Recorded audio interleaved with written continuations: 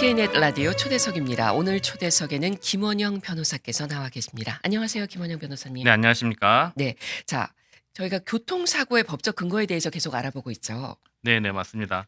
네, 그래서 그 고의로 인한 교통사고가 실제로 있더라고요. 얼마 전에도 저희 사무실로 한 건 또 들어왔고요.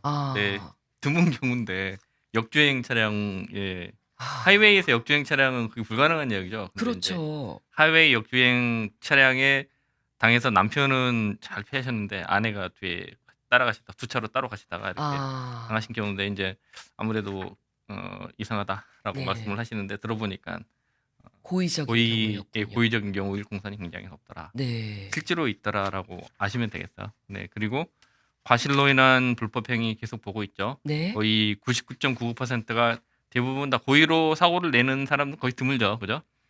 특이한 경우 아까 방금 말씀했던 그런 경우 빼고는 네, 드문데 과실로 인한 불법행위라고 봐야 돼요. 예, 네, 하지만 과실로 인한 불법행위는 형사적으로 잘 처벌은 받지는 않아요. 뭐 음주운전하고 이렇게 사고를 냈다 이런 경우 빼고는 과실 때문에 내가 형사적으로 처벌을 받는다 이런 경우 굉장히 드물어요. 그죠? 네, 근데 이제 하지만은 민사상으로 책임을 져야 돼요. 예, 어떤 나의 피해에 대해서, 그렇죠. 나의 실수로 과실은 실수예요. 그죠? 나의 실수로 다른 사람들이 피해를 입은 경우에는 미안하기도 하고 거기에 대한 법적인 대가가 따르는 법이죠. 네, 예, 자동차 운전 중에 내는 그 미안함도 마찬가지예요. 네, 사고도 마찬가지고 예, 이런 어, 그 고의로 사고 낸 경우에는 법적인 책임도 따르더라. 근데 그런 예, 법적인 책임을 묻기 위해서 구속 요건이 뭐냐라고 물어보면 상대방이 뭐 법규 준수 의무가 있었어야 되고 네, 그다음에 법규 준수 의무를 위반해서 그게 원인이 돼서 사고가 나야 되더라라고 하는 구속 요건이 따르는 거예요. 이걸 네. 입증을 다 해야 돼요. 그 조건이 있어야지 된다는 거죠. 그렇죠.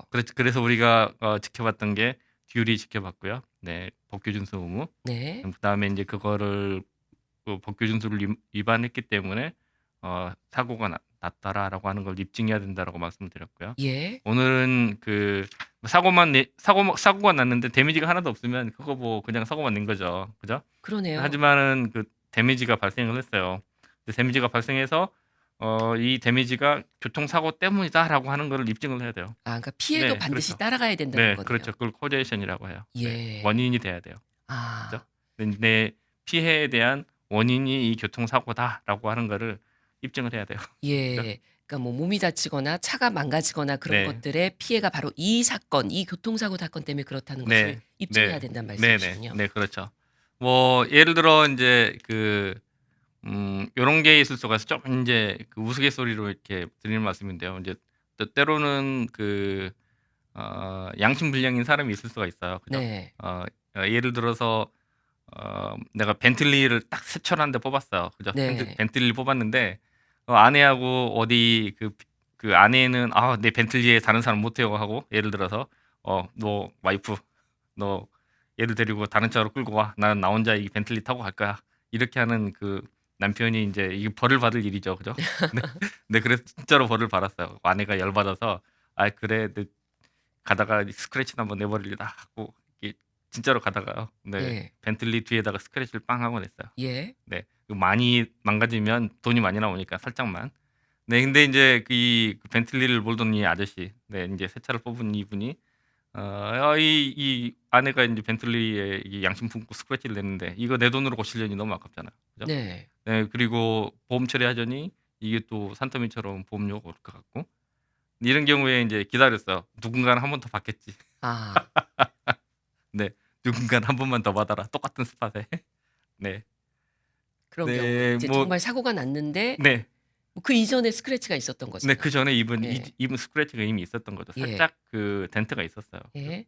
근데 이제 뭐 예를 들어서 A가 남편이고 B가 아내고, 네, 그러면 B가 원래는 A에 대한 책임이 있겠죠. 네, 스크래치를 낸 당사자니까. 네, 근데 이제 공교롭게도 C라는 사람이 그러고 이제 그 다음날 이 A씨라는 사람 비참한 마음으로 이제 출근을 하고 있는데 C라는 사람이 트래픽 스탑앤고 상황에서 뒤를 꽝 하고 또 봤어요. 예. 네, 똑같은 스팟에. 아, 네, 그러면은 뭐 거기에 대한 또 데미지가 발생을 그렇죠. 했겠죠. 거기에 대한 데미지가 발생을 했죠.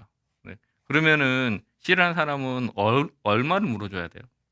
이 시- 어디까지 물어줘요? 예. 그러니까 이 법적인 근거에 대입을 해 보면 C가 그 피해를 입힌 만큼만 해 주면 된다는 그렇죠. 얘기신가요? 그렇죠. 그 전에 데미지가 있던 거는 안 해줘도 그렇죠. 된다. 그렇죠. 원래 그게 정석이죠. 그죠? 예. 근데 인제 그렇지 않다고 주장하면 인제 곤란하겠죠. 네. 근데 그거를 구분하기가 쉽지는 않을 것 같은데요. 그렇죠. 근데 그 만약에 뭐 블랙박스 같은 게 있었다. 그다음에 목격자가 있었다. 뭐 벤틀리가 흔하지는 않잖아요. 그래서 네. 인제 그런 충분히 인제 그런 또 안에 차에 뭐 벤틀리 뭐 이렇게 뭐가 이렇게 뭐 페인트가 묻어 있었다. 충분히 이럴 수 있어요. 근데 예. 근데 벤틀리가 비싸기 때문에 인제 그런 뭐 조사를 해 보면 다 나오겠죠. 네. 네. 그렇다고 하면은 C라는 사람이 물어줘야 될 배상액은 원래 그 벤틀리의 덴트가 난 값. 그 벤틀리 뒤에 있는 그러니까는 그 상태에 대한 책임만 있는 거예요. 네. 그러니까는 본인이 데미지 입힌 그렇죠. 만큼만. 본인이 데미지 입힌 만큼. 예. 그런 경우에 그 CC의 차량에 블랙박스가 있었다면 많이 도움이 될 수 있겠네요. 그렇죠. 당연하죠. 왜냐면 앞에 뭐가 나타났을 테니까. 예. 근데 인제 뭐 A씨가 강력히 주장했어요. "나 이 차 완전히 새 거였다." 네. 네. 그러다가 걸리면 인제 난리 나는 거죠. 예. 네. 인슈런스 그런 프로더라고요. 상황도 발생을 할 수 네. 있겠네요. 충분히 있을 수 있어요. 네. 보통 이제 사고가 났을 때에 본인의 차량에 본인이 당했을 때죠. 네네. 다른 쪽에 인제 좀 수리가 필요한 곳을 같이 맡기는 경우도 있잖아요. 네. 뭐 그래서 그게 아니었다. 이게 자동차 사고 때문이었다라고 주장하시다가 된통 이렇게 예. 나중에 낭패 보시는 분들도 계세요. 그게 바로 이 코제이션 이 네. 법률 근거에 네. 의해서 인제 네. 나오는 내가 거군요. 인제 사고가 났기 때문에 손해 본 부분만 책임이 있고 네. 주장할 수 있는 거예요. 예. 그죠? 알겠습니다. 이 교통사고도 우리가 이게 법적인 근거를 알아야지 기본적으로 이해를 하기가 네. 쉬울 것 같아요. 네. 네. 그렇죠. 네. 그다음에 뭐 또 하나 저희들이 뭐 코제이션하고 인제 관련해서 알아볼 바는 사고가 나고 난 다음에 우리가 그 병원 같은 데 이렇게 가잖아요. 네. 아니면은 뭐 정비소로 차를 맡기러 가는데 클레임을 너무 늦게 하시거나 병원에 너무 늦게 가시면 그게 나중에 이거를 입증하기가 참 어려워요. 그죠? 아. 예를 들어서 자동차 사고가 어제 났어요. 예. 일요일 날 밤에 났다고 생각을 해 봐요. 근데 그 보험회사 쪽으로 전화를 하고 "나 아파요."라고 이야기를 했어요. 근데 그 아프다고 했는데 병원에를 이렇게 갔는데 한 달 뒤에 갔다고 생각을 해 봐요. 네. 네. 그러면 중간에 한 달이라는 시간이 있는데 네. 그러고 난 다음에 처음에는 뭐 왼쪽 다리만 아팠는데 브레이크를 너무 꽉 밟아서 나중에는 인제 목도 아파요. 네. 허리도 아파요. 충분히 이럴 수 있거든요, 한 달 예. 후쯤에. 그렇죠. 예. 근데 인제 예. 근데 인제 그래서 그 자동차 사고가 내 목도 아프고 그다음에 허리도 아프고 이런 거에 대한 원인이 돼서 청구서를 들이밀어야 되는데 한 달이라고 하는 공백이 발생을 해 버리면 그러면은 이게 한 달 이내에 사람들이 축가다 다칠 수도 있고. 그죠? 네. 뭐 집안에서 그 여성분들 같은 경우는 뭐 집안일을 하다가 예를 들어 무거운 빨래 바구니를 들다가 허리가 삐끗할 수도 있고요. 그다음에 아이들 같은 경우는 집에서 넘어질 수도 있고.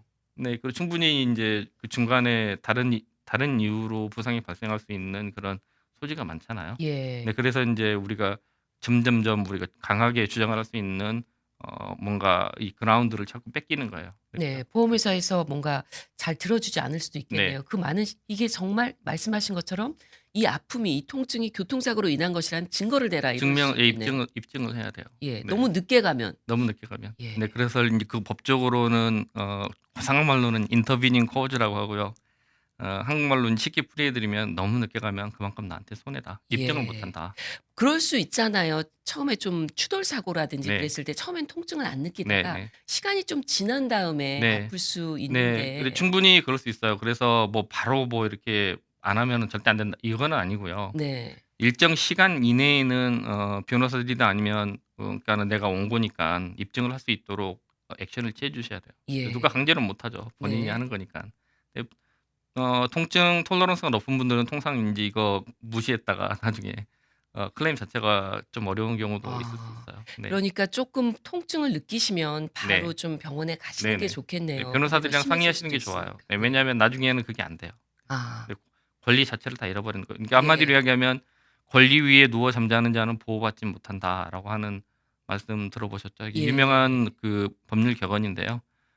다 마찬가지로 통용이 되는 거예요. 자동차 사고 쪽에서도 내가 아픈데 권리를 주장하지 않으면 나중에는 누가 내 아픔을 보상해 주질 않아요. 네. 일단 사고가 났을 때 뭐 상대방 측에서 그 보험회사에서 알아서 보상을 해 주겠지라고 생각하지 말고 좀 네. 전문가에게 찾아가서 네. 이 상황에 대한 도움을 네, 받는 게 맞습니다. 굉장히 네. 중요하다는 생각이 네네. 듭니다. 원인과 결과가 있어야 되는데 원인 부분을 입증하기가 참 어려운 결과가 생겨요. 네. 예. 그죠? 그러네요. 네. 좋은 말씀해 주셨습니다. 권리를 찾는 거 굉장히 중요하죠. 네. 자, 오늘 이렇게 법적인 근거에 대해서 살펴주셨습니다. 네. 네. 오늘도 유익한 말씀 고맙습니다. 네, 감사합니다. 지금까지 김원영 변호사와 함께 했습니다.